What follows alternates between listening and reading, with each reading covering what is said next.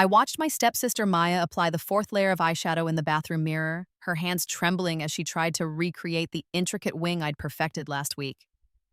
The copper shimmer she'd stolen from my room looked garish against her skin, the black liner wobbling at the edges like a drunk spider's web. "Why isn't it working?" she hissed, digging through my makeup bag that she'd borrowed without asking. Again. I said nothing from where I stood in the doorway, my face completely bare except for a light moisturizer. No foundation, no mascara, not even a touch of lip balm, just skin. Her eyes met mine in the mirror, and I saw the panic flicker across her face. Because today was the National Youth Excellence Awards ceremony, where we'd both been nominated. Though only I knew that in my previous life, she'd won using my research, my presentation skills, and my signature dramatic eye makeup that made me look confident and mature beyond my 17 years. That was before I died at 19, poisoned by the very sister who now frantically tried to copy a look I'd deliberately abandoned. "You're not wearing makeup?" Maya's voice cracked with confusion and something that might have been fear.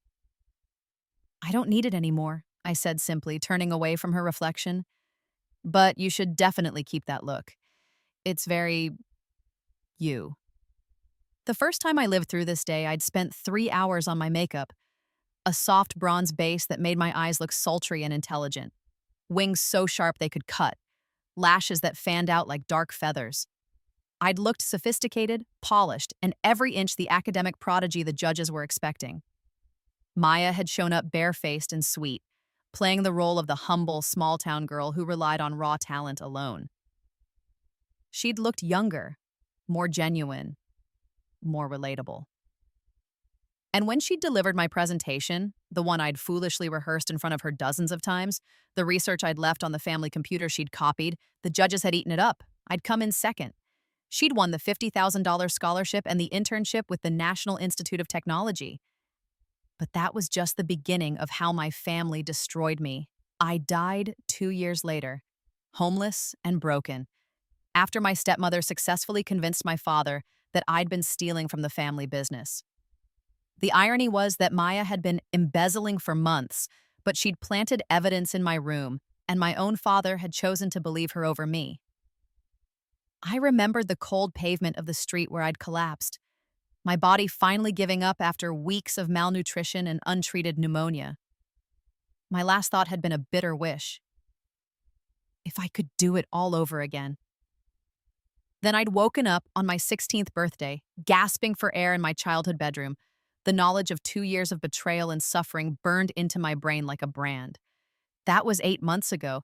8 months of carefully planning, of watching my stepsister and stepmother with new eyes, of seeing all the little cruelties I'd been too naive to recognize the first time around. 8 months of playing the same role, the awkward, studious older daughter, while methodically setting up my revenge. The makeup was just the beginning. My father had married Christine when I was 12, 3 years after my mother's death from cancer. He'd been lonely, and Christine had been charming, a widow with a daughter just a year younger than me. It had seemed like fate. "Finally, a sister for you, Jade," Dad had said, his eyes bright with hope that I'd never seen directed at me before. The first year had been tolerable. Maya and I had been friendly, if not close. But I'd noticed things. How Christine's smile never quite reached her eyes when she looked at me. How Maya would borrow my clothes and return them damaged. How my achievements were praised with tight lips, while Maya's mediocre efforts received standing ovations. By the time I was 15, it was clear I wasn't really part of the family. I was the obligation. The reminder of my father's first marriage, the daughter who looked too much like the wife he'd failed to save.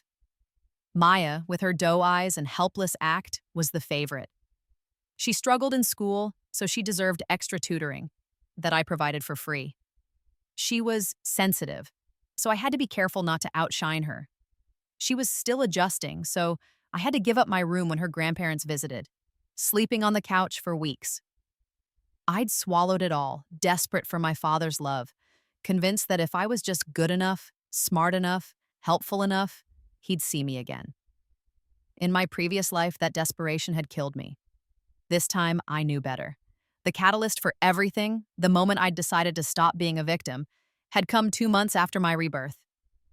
I'd been sitting at dinner, pushing food around my plate, when Christine mentioned that Maya wanted to enter the National Youth Excellence Awards. It's such a prestigious competition, Christine had gushed, her hand on my father's arm. But Maya's worried she won't be able to compete with all those prep school kids. She needs help with her presentation skills. My father's eyes had drifted to me, expectant. Jade, you're good at that sort of thing. You'll help your sister, won't you? In my first life, I'd said yes immediately, eager to be useful.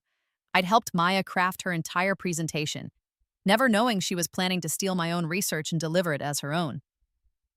This time I smiled. Of course, but I'm actually planning to enter too. Maybe we can work on our projects together? The temperature at the table had dropped 10 degrees. You're entering? Christine's voice was sharp. Don't you think that's a bit much? Maya's been planning this for months. I've been planning it for a year, I lied smoothly.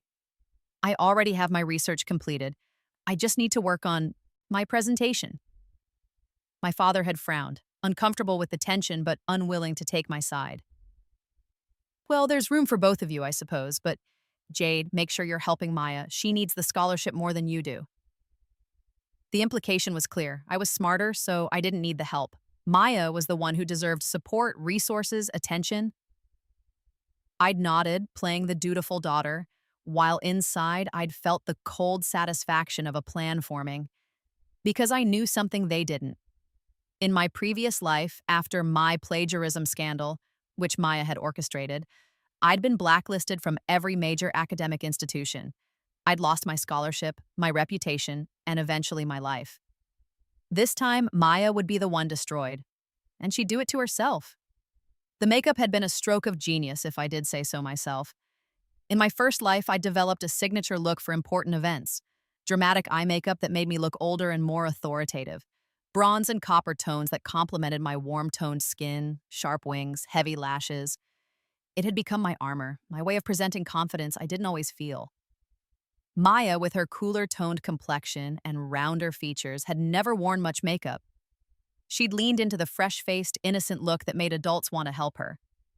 But in the months leading up to the Excellence Awards, I'd noticed her watching me, studying how I applied my makeup, asking questions that seemed innocent but were really reconnaissance missions. What brand is that eyeshadow? How do you get your wings so sharp? Do you think dramatic makeup looks professional or too much? I'd answered everything, because I'd known exactly what was coming. She was going to copy my look for the awards ceremony, thinking it would make her look sophisticated and mature like me. What she didn't know was that I'd spent the past 6 months slowly, subtly changing my aesthetic. I'd started posting photos on social media with increasingly minimal makeup. I'd made casual comments about embracing natural beauty. I'd left articles about the clean girl aesthetic lying around the house. And then, 2 weeks before the awards, I'd made my move.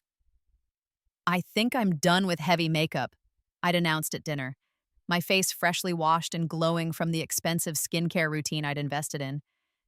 It was making my skin worse. I feel so much better going natural. Christine had looked immediately suspicious, but Maya, sweet, stupid Maya, had looked confused.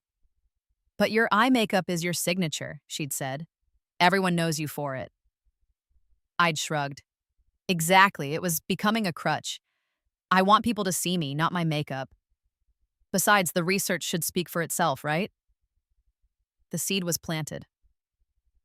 Over the next 2 weeks, I'd watched Maya struggle with the decision. She'd already planned to copy my dramatic eye look. It was what the judges would expect from the sophisticated candidate. Going barefaced would make her look unprepared next to all the polished competitors. But if I was going natural, would copying my old look make her seem outdated, trying too hard? I'd seen her brain breaking as she tried to calculate the right move, and this morning, when she'd seen me getting ready with just moisturizer, she'd panicked and committed to the dramatic eye makeup she'd practiced copying. The same dramatic eye makeup that looked stunning on my warm-toned oval face and absolutely garish on her cool-toned round features. The same makeup that would make her look like she was trying too hard, wearing a costume, copying someone else's aesthetic. Meanwhile, I looked fresh, youthful, confident in my own skin. The natural beauty who didn't need artifice. The judges were going to eat it up. but the makeup was just the surface-level revenge, the appetizer before the main course. The real destruction would come from what Maya didn't know about my research project. In my first life, I'd been working on an analysis of microplastic contamination in urban water systems, complete with original research I'd conducted using equipment at my school's lab and connections I'd built with local environmental scientists. It was groundbreaking work for a high school student, sophisticated enough to impress judges, but explained clearly enough to be accessible. Maya had stolen my presentation, my research notes, even my speaking style. She'd delivered it flawlessly because she'd watched me practice it 50 times. And she'd won because the work was genuinely excellent. This time, I'd done something different. I'd let Maya see the same research, the same notes, the same presentation outline. I'd practiced in front of her, letting her absorb my cadence and gestures. I'd even accidentally left my final presentation file on the shared family computer where she could access it. But the file she'd copied was a decoy. The real research I'd spent months conducting was different. An analysis of how socioeconomic factors affected students' ability to participate in science programs, complete with data I'd gathered from anonymous surveys at 5 different schools. It was just as sophisticated as my original project, but completely different in every way that mattered. And I'd made sure to register my real project with the competition organizers 2 weeks ago, including submitting my full research paper and methodology.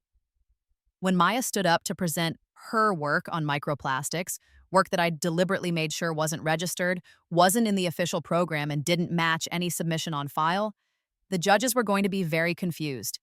And when I stood up to present my actual registered project, the one that matched my submission perfectly, Maya was going to be exposed as a fraud in front of everyone. The awards ceremony was held in the grand ballroom of the Riverside Hotel with crystal chandeliers and enough marble to build a small palace. 300 students from across the state, all dressed in their best, all competing for scholarships and recognition. I walked in with my family, very aware of how Maya kept glancing at me nervously. My bare face seemed to be throwing her off more than I'd anticipated. Without the armor of makeup, I looked younger, more vulnerable, but also more genuine, more real. She looked like she was wearing a mask. "Remember to speak clearly," Christine whispered to Maya as we found our seats. Then, as an afterthought to me, "You too, Jade."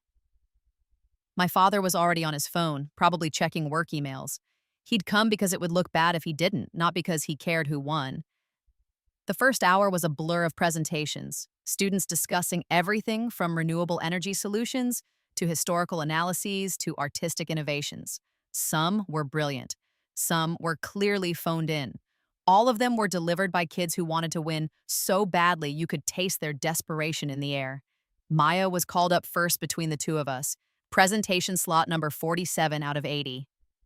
I watched her walk to the stage, her steps measured and careful. She'd worn a navy dress, professional but not stuffy. Her hair was perfectly curled. And her eye makeup?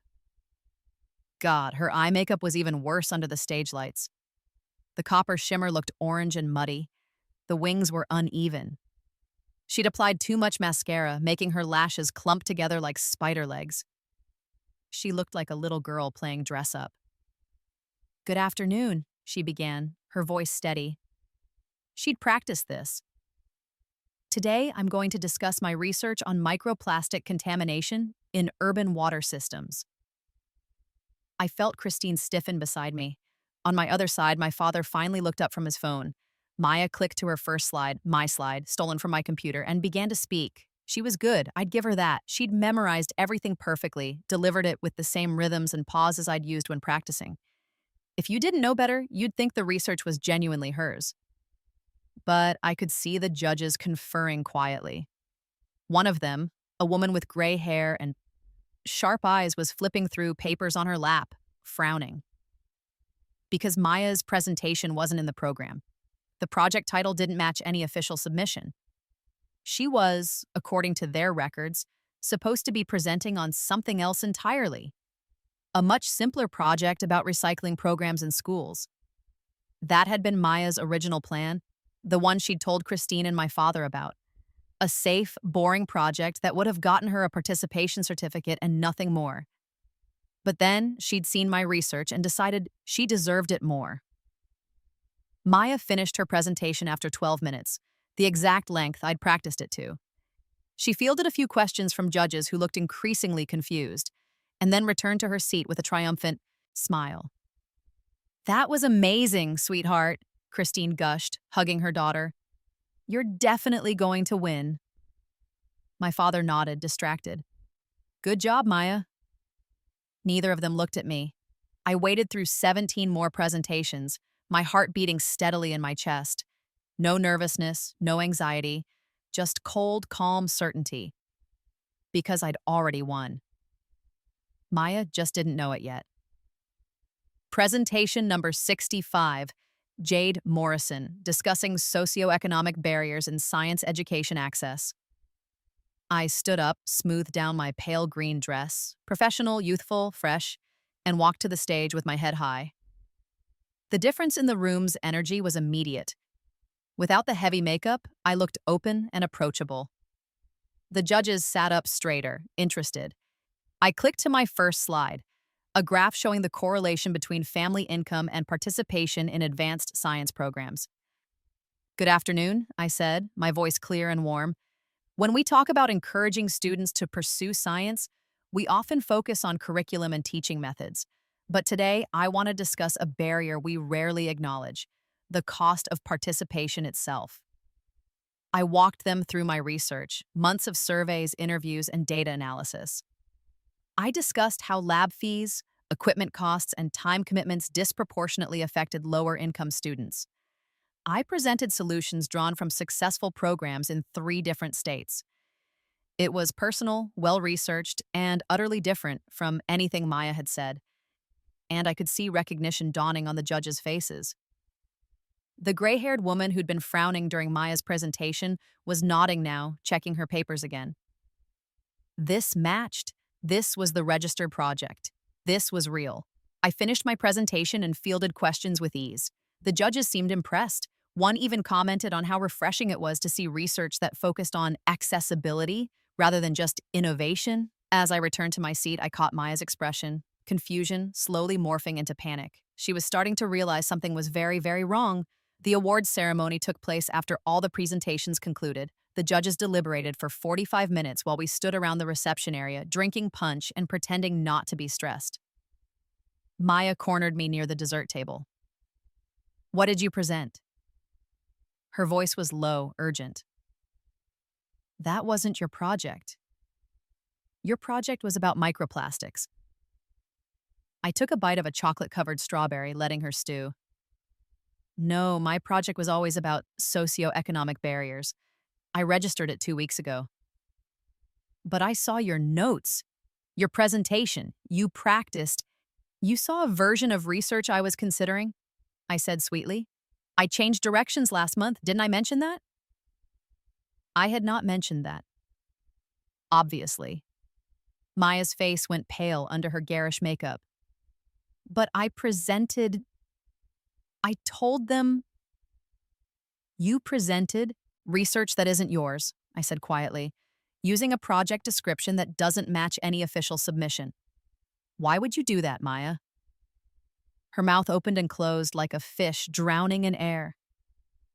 "I think they're about to announce the winners," I said, patting her shoulder with false sympathy. "Good luck." I didn't win first place. That went to a senior from Westbrook Academy who'd developed a new algorithm for predicting flood patterns. But I won second place, which came with a $25,000 scholarship and an internship with the State University Research Program.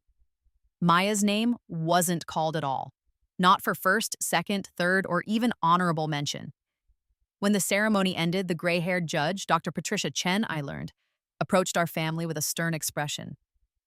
"I need to speak with Maya Morrison and her parents privately," she said. Christine's smile faltered. "Is something wrong?" "Very wrong, I'm afraid.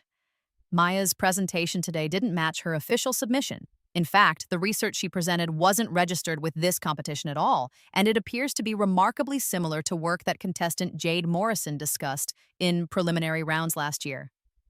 Last year, I'd planted that seed too, mentioning my preliminary research on microplastics in an email to the competition organizers when I was asking about submission guidelines, just enough to establish a paper trail. I don't understand, my father said, finally paying full attention. We need to verify whether Maya plagiarized another student's work, Dr. Chen said bluntly. This is a serious academic integrity violation. I watched the color drain from Christine's face, watched Maya start to cry, her overdone mascara running in black streaks down her cheeks. Jade, my father turned to me, his expression uncertain. Did Maya use your research? It was the first time in months he'd looked at me directly, really seeing me. I could have lied. Could have protected her, played the good sister. Instead, I said, she's been copying my work all semester. She told me she just wanted to learn from me, so I helped her practice presentations and shared my old research notes. I didn't know she was planning to claim them as her own. It was close enough to the truth to be plausible and damning enough to destroy her. Maya's sobs grew louder. I didn't mean, I just wanted, you need to come with me, Dr. Chen said firmly, all of you. We need to sort this out immediately. As they walked away, Christine's arm around her sobbing daughter, my father looking shell-shocked, I stayed behind in the ballroom, holding my certificate and scholarship letter. The first move in my revenge was complete. The fallout from the competition was swift and brutal. Maya was disqualified and banned from participating in any state-sponsored academic competitions for 2 years. Her name was flagged in the National Academic Database, with a note about plagiarism. Christine tried to blame me, of course. She claimed I'd sabotaged Maya, that I was jealous of my stepsister's natural talent. But I'd been careful. I had timestamps showing when I'd registered my research. I had emails with my faculty advisor discussing my project, the real project, dating back months. I had lab logs and survey responses and a complete paper trail proving the work was mine. Maya had nothing but copied files and a stolen presentation. Even my father couldn't deny the evidence. I'm disappointed in both of you, he'd said the night after the ceremony, as if we were equally guilty. As if I'd done something wrong by not letting myself be victimized. But I'd seen something shift in his eyes, a crack in the foundation of Christine's carefully constructed narrative about Maya the golden child and Jade the problematic one. It was a small crack, but it was enough to work with. The makeup trick and the plagiarism scandal were just the opening salvo. Over the next 6 months, I systematically dismantled every lie, every manipulation, every cruelty that Christine and Maya had built their lives on. It started with the family finances. In my previous life, I'd been blind to how much money was disappearing from our household accounts. My father ran a successful consulting business, and we lived comfortably, or we should have. But Christine had expensive tastes, designer clothes for Maya, luxury vacations billed as family emergencies, renovations to the house that somehow only improved the wing where she and Maya lived. And then there was the embezzlement. Christine had access to my father's business accounts as his bookkeeper, a role she'd insisted on taking to help with household finances. What she'd actually been doing was siphoning money into a separate account, small amounts at first, but growing bolder over time. In my first life, she'd framed me for the theft using planted evidence, bank statements in my room, fake emails from my school account requesting transfers, testimonies from Maya claiming she'd seen me acting suspicious. My father had believed it because he'd wanted to believe it, because believing I was a thief was easier than admitting he'd married a criminal. This time, I knew it was coming. I'd been monitoring the account since my rebirth, screenshotting every suspicious transaction. I'd installed a keylogger on the family computer, using skills I'd learned from a desperate year of trying to survive on the streets in my previous life. I'd collected evidence methodically, waiting for the perfect moment. That moment came 3 months after the Excellence Awards when Christine tried to frame me again. She must have been panicking. Maya's academic reputation was in tatters, and my father was starting to ask questions about expenses. She needed a distraction, a scapegoat. So she planted evidence in my room, bank statements, fake emails, the whole 9 yards, and she told my father she'd accidentally discovered I was stealing from him. I watched my father's face as Christine laid out her case, her voice dripping with false regret. I didn't want to believe it, honey, but look at all this evidence. Jade's been transferring money to this account for months. My father looked at me, his expression already hardening into judgment. I'd seen this look before in another life. It had been the beginning of the end for me then. but not this time. That's funny, I said calmly, pulling out my phone, because I have evidence that Christine has been transferring money to that same account. In fact, I have 6 months of records showing systematic embezzlement.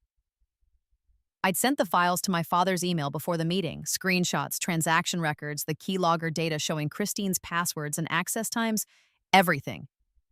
She's lying! Christine's voice rose to a shriek. She must have faked those documents!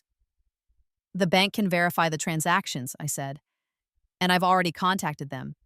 They're conducting an internal review of all accounts associated with our family. It should be complete within a week.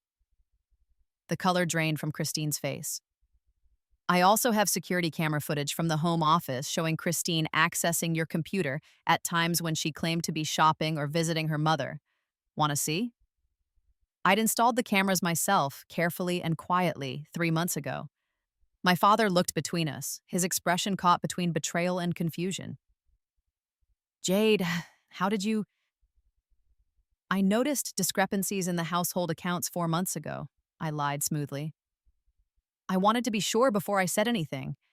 I didn't want to accuse anyone without proof.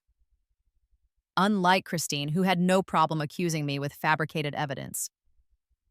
The bank review confirmed everything. Christine had stolen over $200,000 over 3 years.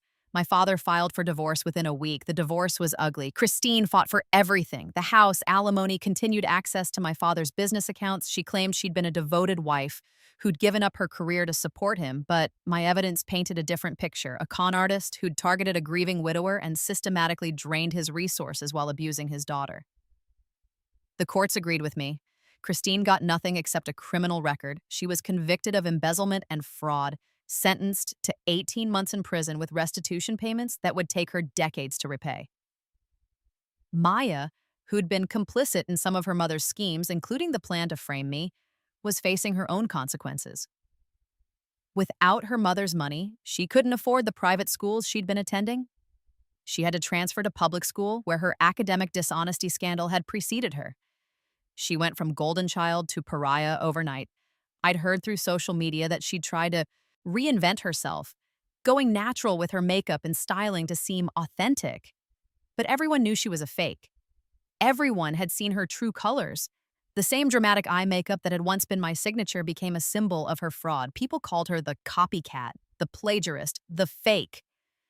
Meanwhile, I was thriving, but I wasn't done yet, because there was still the matter of my father. He'd chosen Christine over me, chosen to believe I was a thief, rather than investigate properly, chosen comfort over truth at every turn. In my previous life, that choice had killed me. I could forgive many things, but I couldn't forget that. My father tried to rebuild our relationship after the divorce. He apologized, claimed he'd been manipulated, said he wanted to make things right.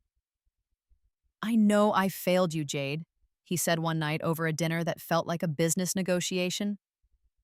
But I'm here now. Let me be your father again. Part of me, the part that was still a daughter who desperately wanted her father's love, wanted to accept, wanted to believe it could be that simple.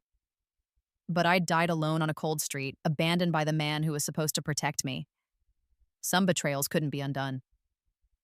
I appreciate the apology, I said carefully, but I need time and I need to see change, not just hear promises.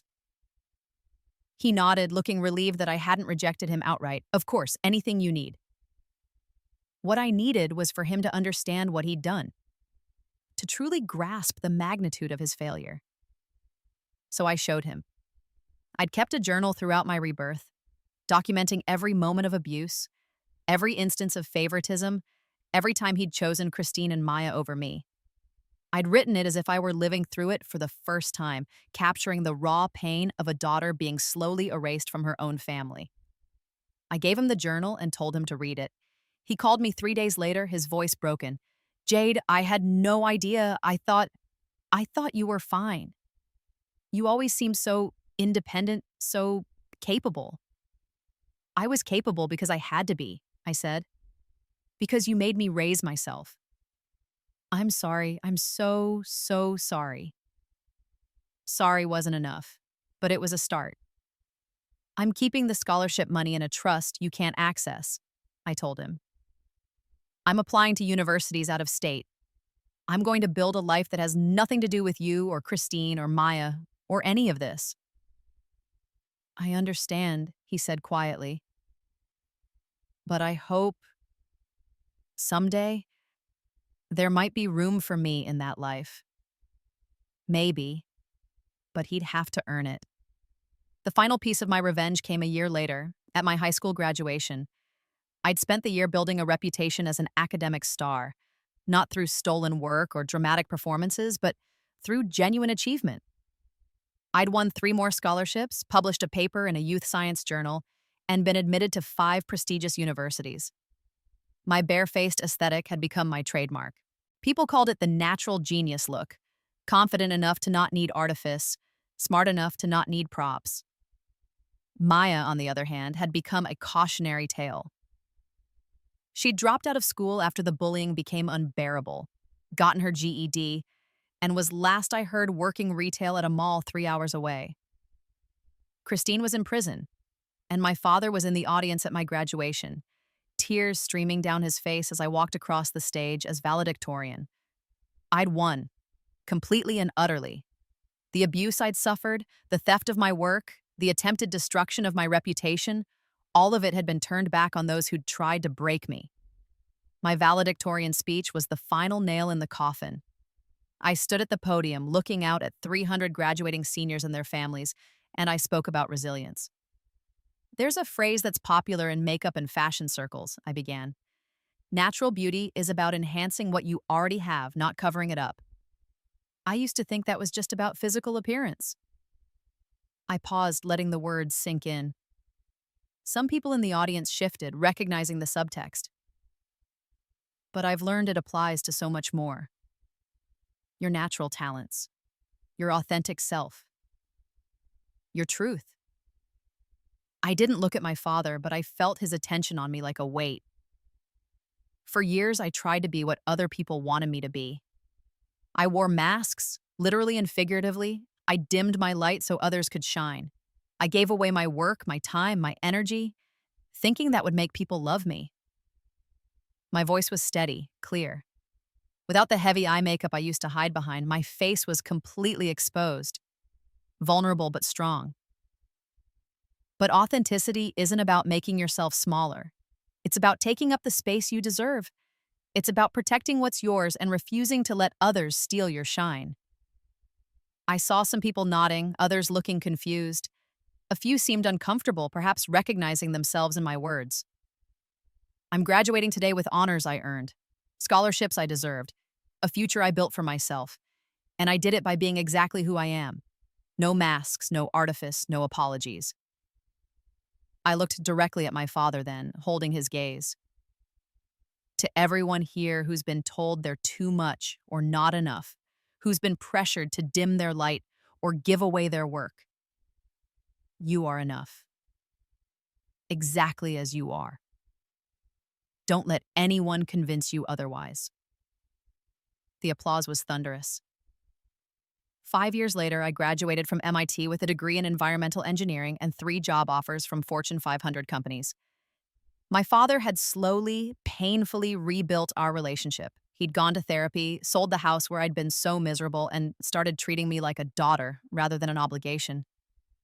We had dinner once a month, and while I'd never fully trust him again, I'd found a kind of peace with him. Christine got out of prison and disappeared. Last I'd heard, she was living in a different state, working as a waitress. Maya had tried to contact me twice over the years, once through social media, once through a letter sent to my father's address. Both times, she'd asked for forgiveness, claimed she'd been young and stupid, said she wanted to make amends. I'd blocked her on social media and burned the letter unread. Some people didn't deserve second chances. I still didn't wear much makeup. Oh, I'd play with it sometimes. A swipe of mascara for a date, a bold lip for a night out. But I'd learned that I didn't need it to be seen, to be valued, to be powerful. My bare face had become my greatest weapon, not because it made me beautiful, but because it made me authentic. And authenticity, I'd learned, was the ultimate revenge against those who tried to make you into a copy of their expectations. On the day of my MIT graduation, as I walked across the stage to receive my diploma, I thought about the girl I'd been in my first life, the one who died cold and alone, betrayed by everyone who should have loved her. She'd deserved better. And through my rebirth, through my revenge, through every careful move I'd made to reclaim my life, I'd given her what she deserved: justice, vindication, and a future bright enough to blind those who'd tried to keep her in darkness. My face was bare except for sunscreen and moisturizer, and I'd never felt more beautiful because I wasn't wearing someone else's aesthetic, someone else's dreams, someone else's expectations. I was just me, and that was more than enough. Epilogue: the barefaced truth. 10 years after my rebirth, I was 31 years old and the youngest vice president at Evergreen Environmental Consulting. My research on socioeconomic barriers in STEM education had expanded into a nationwide initiative providing free lab equipment and mentorship to underprivileged schools. I'd been featured in Forbes, Time, and National Geographic. I lived in a penthouse apartment in downtown Boston with a rescue dog named Mercy and a balcony garden full of native plants. My father visited every few months, and we'd built something that wasn't quite the relationship we'd lost, but was honest and real in a way it had never been before. Christine had tried to contact me once more 5 years after her release from prison. She'd shown up at one of my speaking engagements, looking haggard and decades older than she actually was. She'd waited in line with people wanting me to sign their books, and when she'd reached the front, she'd simply said, "I'm sorry." I'd looked at her, really looked at her, and saw a woman who'd destroyed her own life chasing money and status. A woman who'd lost everything because she'd underestimated the daughter she'd tried to break. "I know," I'd said. Then I'd signed the next person's book without another word. She'd left, and I'd never seen her again. Maya's fate was more complicated. She'd eventually found her footing in a different life. She'd gone to community college, studied graphic design, and built a modest career creating marketing materials for small businesses. She'd gotten therapy, addressed her issues with comparison and entitlement, and by all accounts had become a functional, if not happy, adult. She'd sent me an email on the 10th anniversary of the Excellence Awards scandal. A long, detailed apology that acknowledged every way she'd hurt me, took full responsibility without excuses, and asked for nothing in return. "I don't expect forgiveness," she'd written. "I don't deserve it. But I wanted you to know that you were right and I was wrong, and I spent years paying for what I did. Not just to you, but to myself. I robbed myself of the chance to be someone real. I'll regret that for the rest of my life." I'd read the email 3 times, then saved it in a folder I'd never looked at again. Maybe someday I'd forgive her, maybe not. But her guilt wasn't my responsibility anymore. The most unexpected development came when I was 32. I was invited to give the keynote speech at the National Youth Excellence Awards, the same competition where Maya had plagiarized my work 15 years earlier. Dr. Patricia Chen, now retired but serving on the advisory board, had personally extended the invitation. "You're exactly the kind of success story we want to celebrate," she'd said. "Someone who overcame adversity through genuine merit and integrity." I'd accepted. Standing on that same stage where I'd once exposed my stepsister's fraud, I looked out at a sea of nervous, hopeful teenagers and remembered being one of them. Remembered the desperation to prove myself, the hunger for validation, the belief that achievement would earn me love. 15 years ago, I stood on this stage and presented research on socioeconomic barriers in STEM, I began. I was 17 years old, barefaced, and terrified. I'd just exposed a plagiarism scandal that destroyed my relationship with my family. I won second place in a scholarship that changed my life. I paused, letting them absorb this. But the real prize wasn't the money or the recognition. It was learning that my value came from my authentic work, not from performing someone else's idea of success. I told them my story, carefully edited without naming names, but honest about the abuse, the theft, the rebirth of my sense of self. "Some of you are here because you're genuinely passionate about your research," I said. "Some are here because your parents want you to be. Some are here because you think winning will fix something broken in your life." I saw recognition in their faces. Here's what I learned. Awards are wonderful, but they're not salvation. Scholarships are crucial, but they're not love. Success is important, but it's not identity. I smiled then, remembering the girl I'd been, both times. What matters is showing up as yourself, doing work you believe in, refusing to let anyone steal your light or convince you that you have to hide who you are to be worthy. I touched my bare face, still makeup free except for sunscreen, still authentic, still powerful. Don't wear someone else's mask. Don't copy someone else's aesthetic. Don't let anyone convince you that the best version of yourself is anything other than who you actually are. The applause was deafening. After the speech, 3 different students came up to me with similar stories: families who didn't appreciate them, siblings who stole their work, parents who played favorites. I gave them my card and told them to email me if they needed advice, resources, or just someone who understood. Because that's what my revenge had ultimately taught me. The best way to defeat those who try to diminish you isn't just to succeed despite them. It's to become the person you needed when you were drowning. On the 15th anniversary of my rebirth, I visited my mother's grave. I hadn't been there since before her death in my first life. The visits had been too painful, too raw. But now, with years of therapy and hard-won peace, I felt ready. I placed fresh flowers on the headstone and sat in the grass, my bare face turned up to the sun.